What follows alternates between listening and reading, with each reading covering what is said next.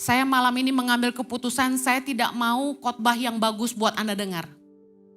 Saya mau khotbah yang sederhana yang Tuhan mau sampaikan aja. Tuhan memberi impresi seperti ini kepada saya.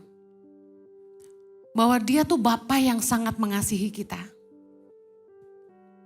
Dia mau kita tahu bahwa dia sayang kita. Apapun keberadaan kita. Waktu saya lagi doa Tuhan, saya mau sampein apa? Ngomong dong, jadi kayak ada pesan akhir tahun kan keren. Tapi gak dapet. Yang Tuhan terus kuat di hati saya harus sampaikan bahwa Bapa sayang sama kita. Tahu gak image yang muncul adalah apa?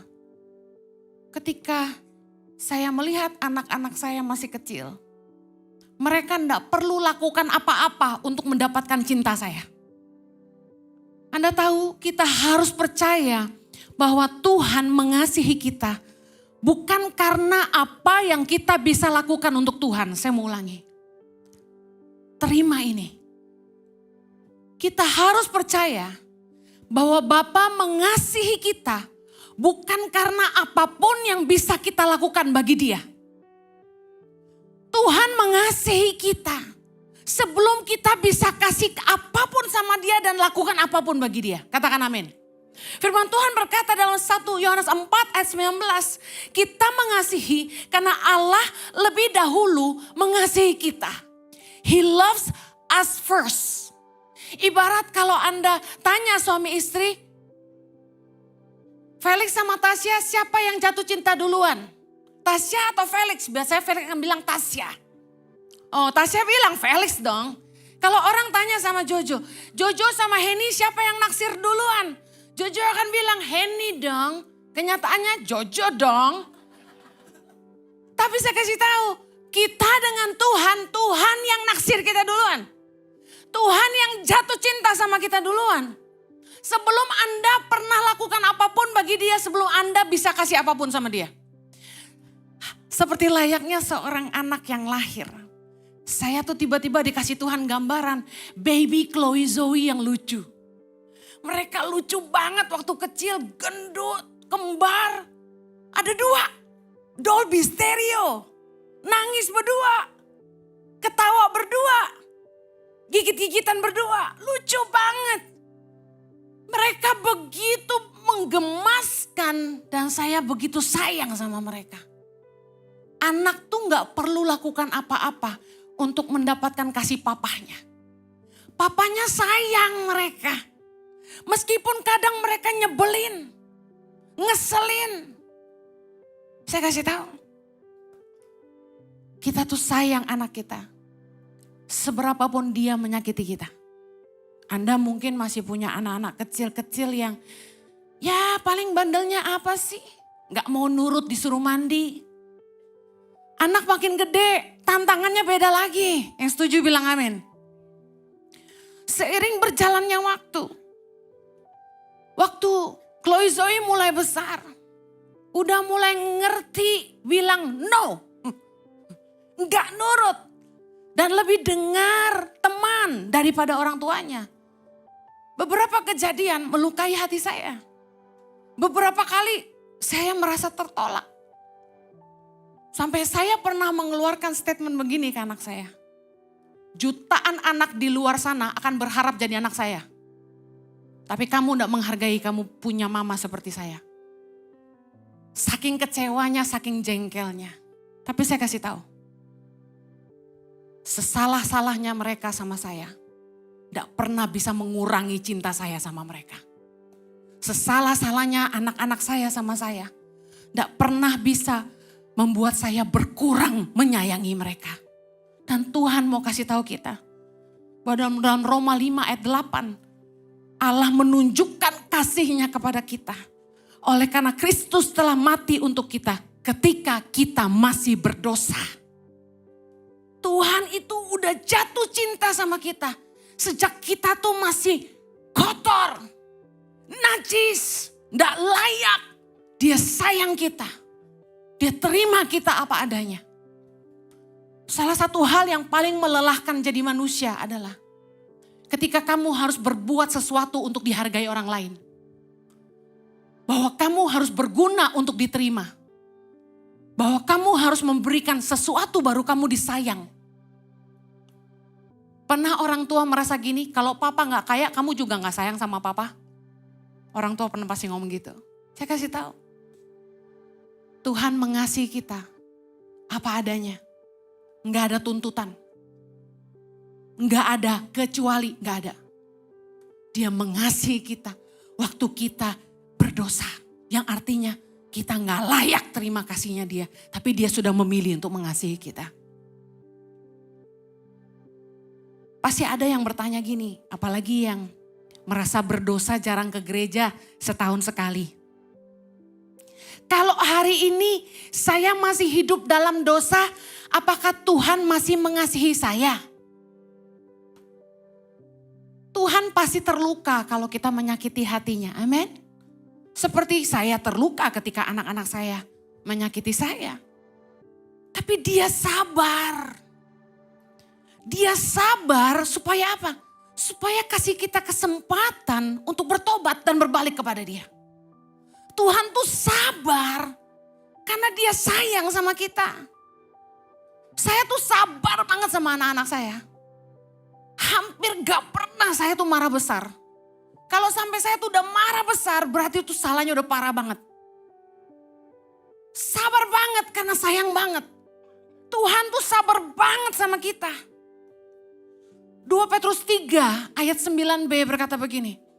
Ia sabar terhadap kamu karena ia menghendaki supaya jangan ada yang binasa. Melainkan supaya semua orang berbalik dan bertobat. Ini hatinya Tuhan, Anda perlu kenal hatinya Bapa. Kita tuh bandel, kurang ajar. Main-main sama kasih karunia. Tapi saya kasih tahu Tuhan sayang kita dan terima kita apa adanya. Dia sabar sama kita. Karena dia mau supaya nggak ada yang binasa. Tapi supaya semua orang berbalik dan bertobat. 2 Petrus 3 ayat 15a berkata. Anggaplah kesabaran Tuhan kita sebagai kesempatan bagimu untuk beroleh selamat. Yes, Tuhan sabar karena dia sayang kita. Satu kali, Chloe bilang gini sama saya. Saya hari ini belum sungguh-sungguh ikut Tuhan. Karena saya tahu saya belum good enough. Dia bilang. Bahasa Indonesianya tuh belum cukup baik. Kalau saya mau ikut Tuhan, dia bilang. Saya mau benar-benar baik, dia bilang gitu. Dia enggak mau jadi batu sandungan buat teman-temannya, dia bilang gitu. Saya aminkan itu. Tapi saya bilang gini, kasih karunia Tuhan enggak mengharuskan kita harus selalu perfect. Tuhan itu sayang kita apa adanya. Will God still love us enough if I'm not good enough? Pertanyaannya gitu. Apakah Tuhan akan tetap mengasihi saya kalau saya enggak cukup baik? Masalahnya jadi orang Kristen kan katanya susah. Kita masih bisa jatuh bangun dalam dosa, kita masih bisa marah. Kita masih bisa bohong. Kita masih bisa nyakitin pasangan kita. Kita kadang gak setia, kadang gak taat juga. Masih sombong juga. Dan saya mau kasih tahu gini. Pengalaman saya, yang tadi saya ceritakan sebagai seorang mama. Tidak ada suatu kesalahan apapun yang dapat membuat saya berhenti mengasihi anak-anak saya. Saya ulangi. Tidak ada satu kesalahan apapun yang dapat membuat saya berhenti mengasihi anak-anak saya. Saya punya anak-anak yang juga bukan dari rahim saya. Sudah berapa kali mereka sakiti hati saya. Bahkan ada satu yang sangat melukai hati saya. Tapi saya sangat sayang sama anak-anak ini. Dan saya tidak pernah bisa berhenti mengasihi mereka. Dan Tuhan kasih gambaran itu kepada saya. Bahwa Bapa di sorga juga mau kita tahu bahwa betapapun kita salah sama Tuhan. Apapun yang sudah kita perbuat selama setahun ini. Tuhan itu gak pernah berhenti mengasihi kita. Mungkin kita kurang ajar, kita melupakan Tuhan, kita sombong dan meninggalkan Tuhan. Tapi Tuhan gak pernah berhenti mengasihi kita. Katakan amin. Anda tahu tentang perumpamaan anak yang hilang yang Yesus ceritakan dalam Lukas 15. Bagaimana ada dua anak, salah satu anak bungsu minta bagian hak warisnya. Lalu dia bawa uang itu pergi ke negara asing, lalu dia foya-foya di sana pesta-pesta. Lalu uangnya habis, kemudian dia kerja jadi apa? Penjaga babi. Satu hari dia lapar, dia mau makan ampas makanan babi itu. Tapi tidak diberikan kepadanya. Lalu dia mulai berpikir, pegawai-pegawai bapakku makan enak. Tapi di sini aku mati kelaparan. Dari situ dia sadar akan keadaannya. Dan dia memutuskan, lebih baik aku pulang jadi pegawai papaku. Aku akan bilang sama papaku bahwa aku telah berdosa kepada Bapa dan kepada sorga. Terimalah aku sebagai orang upahan Bapa. Dia berniat begitu, dia pulang. Tapi Anda tahu, di ayat ke-20 dibilang gini. Waktu bapaknya melihat dia datang dari jauh, maka bangkitlah ia dan pergi kepada bapaknya. Ketika ia masih jauh, ayahnya telah melihatnya. Lalu tergeraklah hatinya oleh belas kasihan. Ayahnya itu berlari mendapatkan dia, lalu merangkul dan mencium dia. Dan Anda tahu setelah itu ceritanya, dia suruh pegawainya ambil jubah yang terbaik, kasih sepatu, kasih cincin, kemudian suruh potong lembu supaya mereka pesta. Karena dikatakannya dalam ayat 24, sebab anakku ini telah mati dan menjadi hidup kembali. Ia telah hilang dan didapat kembali. Maka mulailah mereka bersukaria, lihat kegembiraan papahnya, ngelihat anaknya yang bungsu pulang. Sama seperti Tuhan.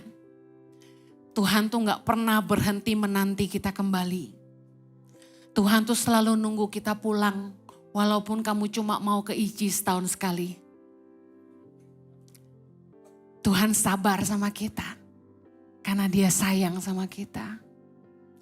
Saya enggak tahu apakah Anda punya pengalaman seperti saya yang tidak ngerti bagaimana punya papa yang baik. Papa kita sangat baik. Dia sangat sayang kita, amen. Kita yang enggak layak diampuni, diterima, dan dipulihkan. Tapi pertanyaan saya, kalau kita sadar bahwa kita dikasihi Allah sedemikian rupa, sekalipun berkali-kali kita gagal, berkali-kali kita jatuh bangun dalam dosa, tapi Tuhan tetap mengampuni, menerima kita dan memberi kita kesempatan. Pertanyaannya, apakah hari ini kita menghidupi pertobatan? Karena Yesus berkata dalam Matius 3 ayat 8, jadi hasilkanlah buah yang sesuai dengan pertobatan. Kalau kita tahu Tuhan mengasihi kita, harusnya kita tidak mempermainkan kasih karunia. Katakan amin. Harusnya kita menghargai kasih karunia. 2 Korintus 6 ayat 1 berkata, jangan membuat menjadi sia-sia kasih karunia Allah yang telah kamu terima. Orang yang mengasihi Tuhan akan menghargai kasih karunia Tuhan dan memberikan hidupnya sungguh-sungguh bagi Tuhan. Saya pernah ketemu orang yang hidupnya hancur luar biasa. Tapi ketika dia ketemu sama Tuhan, dia bertobat sungguh-sungguh. Dan saya lihat dia hidup sungguh-sungguh untuk Tuhan. Pelayanan haus sekali, gak hitung-hitungan. Dia gak dibayar sama gereja, dia datang paling pagi. Dia rapiin kursi, angkat speaker. Dia pelayanan yang bagian-bagian orang gak mau, dia kerjakan. Begitu haus dan cinta Tuhan. Kenapa dia mau seperti itu? Karena dia mau balas cintanya Tuhan buat dia. Karena dia sadar dia siapa.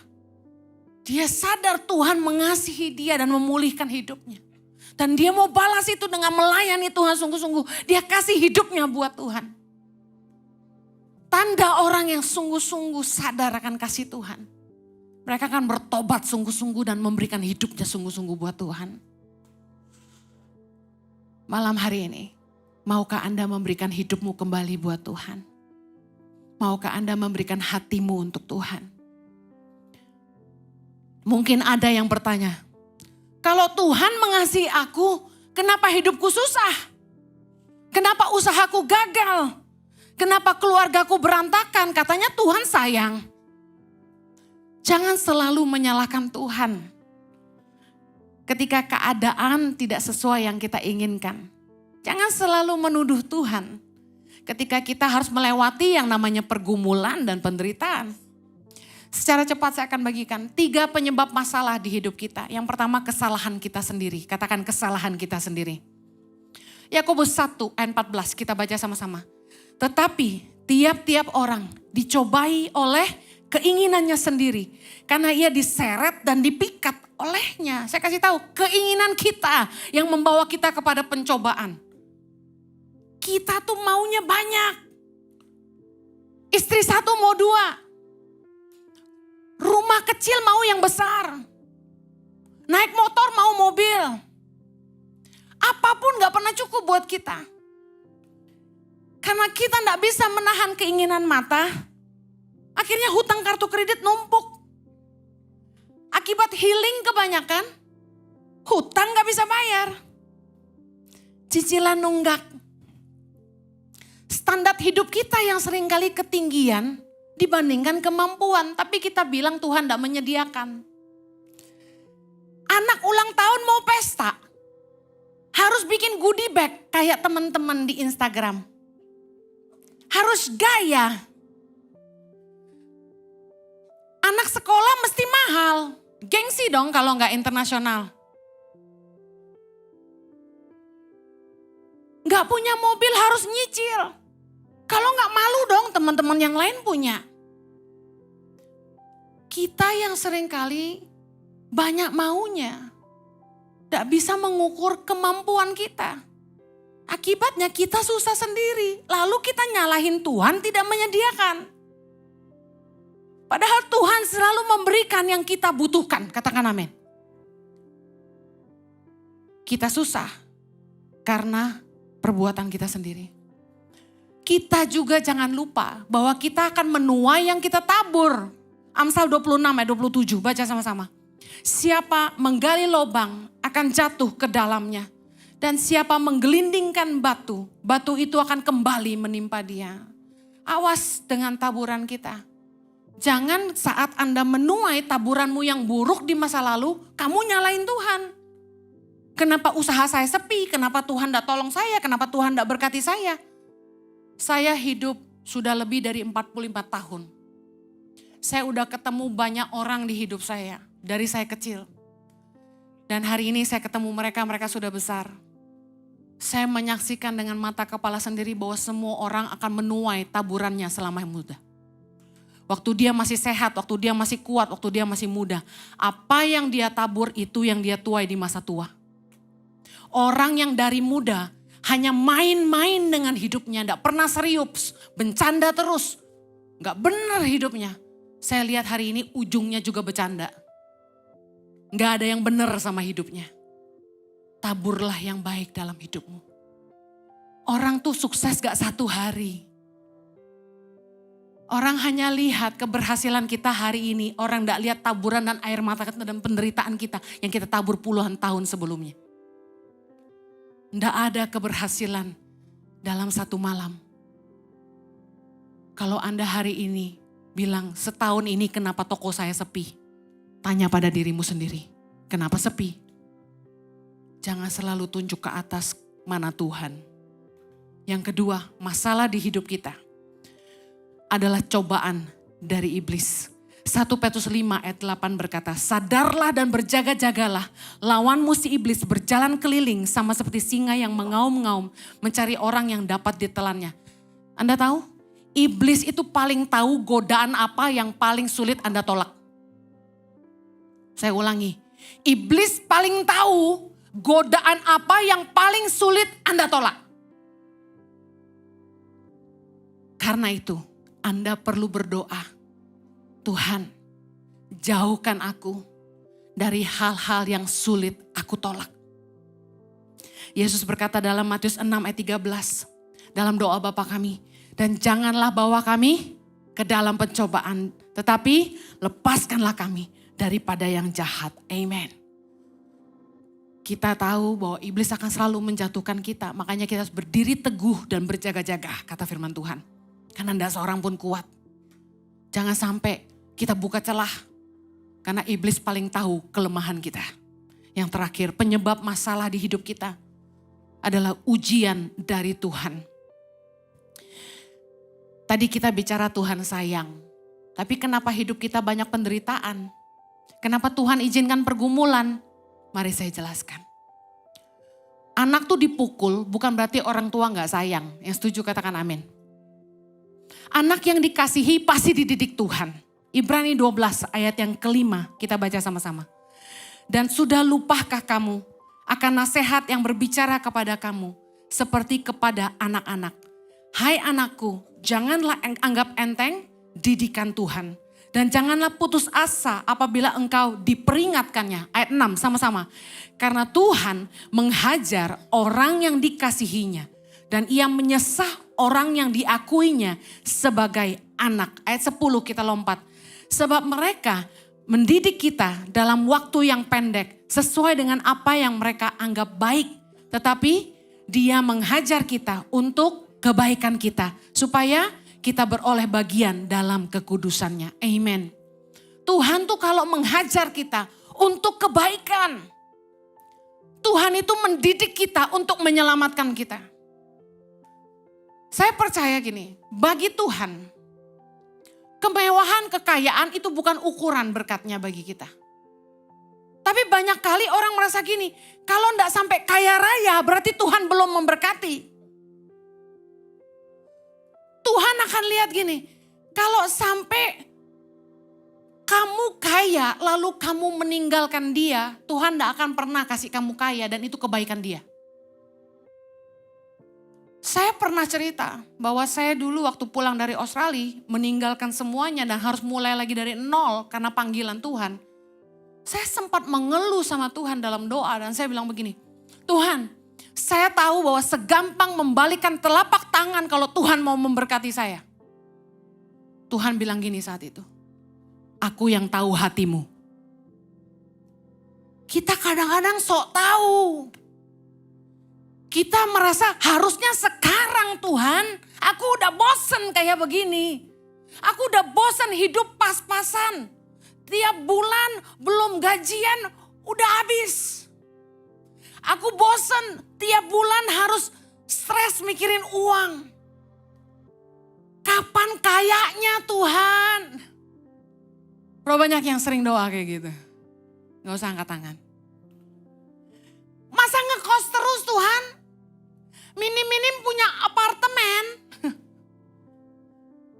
Kita banyak ngeluh sama Tuhan. Seolah-olah Tuhan gak tahu apa yang kita butuhkan. Nah, saya mau cerita. Tuhan yang tahu hati kita, katakan amin. Kalau Tuhan tuh ngizinin pergumulan di hidup kita. Karena Tuhan itu lagi persiapkan hati kita. Karena Tuhan gak mau sampai kita celaka. Kalau saya lihat anak saya belum siap nyetir mobil, saya enggak akan belikan mobil. Kalau saya paksa belikan mobil hanya karena dia sudah bisa nyetir lurus, saya akan mencelakakan dia. Tuhan lebih peduli sama kita. Tuhan juga sayang sama kita. Masakan dia enggak mau kasih yang terbaik buat kita? Saya ini punya anak-anak rohani, leader-leader yang melayani bersama-sama dengan kami. Hati saya sebagai mama selalu mikirin mereka satu-satu. Kalau saya lagi liatin Petrus sama Kiki, saya pikirin hidup mereka. Saya mulai bikin rencana di hati saya. Tuhan kalau boleh saya pengen begini, saya pengen begitu buat mereka. Saya lihat yang lain, saya mulai pikirin lagi. Kalau bisa, Tuhan izinin saya pengen begini, saya pengen kasih mereka begitu. Saya percaya gini, saya yang manusia aja bisa mikirin orang-orang yang saya pimpin. Bisa mikirin anak-anak saya. Apalagi Bapa di sorga, dia pasti mikirin saudara. Tuhan pasti mikirin masa depanmu. Tuhan pasti peduli bahwa kamu butuh dan dia pengen kasih senang kamu. Saya sama suami saya tuh seneng banget kalau bisa bikin anak saya seneng gitu loh. Saya yakin Anda kalau punya anak, Anda tahu perasaan saya. Bahwa waktu kita bisa bikin anak kita senang tuh kita happy banget. Meskipun pemberian kita tuh sederhana. Tapi waktu kita lihat mereka bahagia, kita lebih bahagia. Bapak di surga juga sama. Dia juga pengen kasih yang terbaik buat kita. Tapi dia tahu kesiapan hati kita. Tuhan mengizinkan tekanan dalam hidup kita. Supaya merendahkan hati kita. Matius 23 ayat 12 berkata, dan barang siapa meninggikan diri, ia akan direndahkan. Dan barang siapa merendahkan diri, dia akan ditinggikan. Dalam hidup saya, dari gua masih kecil banget, gua dihina terus sama orang. Gimana gak dihina? Orang tua saya berpisah. Saya umur 10 tahun. Waktu mereka ndak ada, kami di rumah bertiga ndak punya orang tua. Kami dihina saudara, kami dihina tetangga. Kami jadi bahan omongan. Sampai saya besar, saya harus berjuang buat hidup saya, kuliah, cari duit sendiri. Dihina sama teman-teman. Masuk full time di gereja, direndahkan juga sama pemimpin. Dipikir saya anak orang miskin, jadi saya paling ditindas sama semua. Karena mereka tahu saya enggak punya orang tua. Saya kenyang penghinaan. Saya cuma pernah tanya begini sama teman saya. Kalau simpan uang sama perhiasan di safety box itu kayak gimana ya? Saya cuma tanya doang karena gak pernah simpan uang di safety box. Pengen tahu aja. Anda tahu mereka jawab apa sama saya? Kalau duit lu gak seberapa taruh di bawah bantal aja. Bayangkan. Saya ini kenyang penghinaan. Saya sudah kenyang diinjek orang. Saya pernah cerita, saya pernah dijadikan kayak pembantu di rumah orang kaya yang support gereja. Harus bersihin rumahnya, harus masakin buat anaknya. Padahal status saya hamba Tuhan. Tapi saya taat dan lakukan semuanya. Saya tahu hari ini Tuhan izinin semua penghinaan, perendahan itu terjadi di hidup saya. Supaya selama saya hidup ini, saya mengasihi orang-orang lemah. Saya tidak pandang rendah siapapun. Dan saya bisa bergaul dengan orang yang paling bawah sekalipun. Dan hari ini ketika Tuhan memberi saya kemuliaan. Saya tidak lupa diri, saya tidak jadi orang yang berbeda. Saya tetap jadi orang yang sama. Meskipun ada yang bilang gini, Bu Heni sombong. Bukan sombong, gak bisa ngomong kalau gak kenal. Kalau Anda udah akrab sama saya, Anda bingung ngomong sama saya. Saya kaku banget, saya paling gak bisa dideketin orang yang saya gak dekat. Kaku saya. Tapi saya kasih tahu, Tuhan itu ngasih kita ujian, pergumulan. Supaya mengeluarkan kualitas yang terbaik dalam hidup kita. Ayub 23 ayat 10 bilang gini. Karena ia tahu jalan hidupku. Seandainya ia menguji aku, katakan sama-sama, aku akan timbul seperti emas. Ngomong sama-sama saya dengan profetik malam hari ini. Sama-sama, Ayub 23 ayat 10. 3, 2, 1. Karena ia tahu jalan hidupku. Seandainya ia menguji aku akan timbul seperti emas. Katakan amin. Aku akan timbul seperti emas. Katakan amin. Saya mau kasih tahu kalau apapun yang terjadi di tahun depan. Saya berdoa gini sama Tuhan. Tuhan kasih pesan dong, tahun 2025 adalah tahun apa? Karena banyak hamba Tuhan yang selalu melepaskan kata-kata itu. The year of favor, the year of peace, the year of bla bla bla. Saya juga mau, biar keren. Biar kayak pendeta-pendeta besar, saya juga mau lepaskan itu. Saya bilang, ayo dong Tuhan, jangan gitu dong. Nanti ribuan orang nih yang nonton khotbah saya. Masa saya gak melepaskan kata the year of apa gitu. Saya benar ngomong gitu sama Tuhan tadi. Tahu gak Tuhan bilang apa? Gak akan sama buat semua orang. Saya akan dengan senang hati berkata, saudara-saudara, Tuhan berkata, 2025 akan jadi tahun penuh kasih karunia bagi kita semua. Haleluya. pengen banget gue. Tapi masalahnya Tuhan bilang gini, enggak bakal sama buat semua. Akan ada yang mengalami tantangan, akan ada yang mengalami kemurahan, akan ada yang mengalami tekanan, akan ada yang mengalami kasih karunia. Akan ada yang mengalami kelimpahan, akan ada yang melewati penderitaan. Tapi jangan takut, dengar firman Tuhan malam hari ini. Kita baca sama-sama Roma 8 ayat 35. 3:21. Siapakah yang akan memisahkan kita dari kasih Kristus? Penindasan atau kesesakan, atau penganiayaan, atau kelaparan, atau ketelanjangan, atau bahaya, atau pedang, seperti ada tertulis, oleh karena engkau kami ada dalam bahaya maut sepanjang hari. Kami telah dianggap sebagai domba-domba sembelihan. Ayat 37.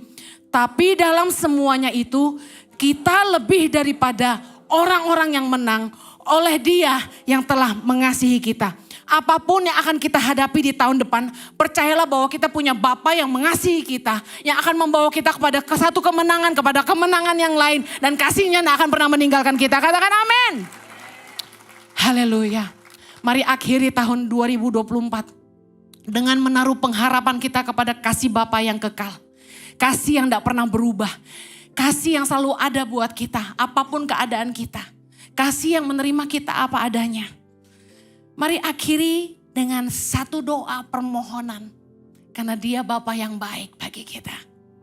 Matius 7 ayat 11. Jadi jika kamu yang jahat tahu memberi pemberian yang baik kepada anak-anakmu, apalagi Bapamu yang di sorga, Ia akan memberikan yang baik kepada mereka yang meminta kepadanya.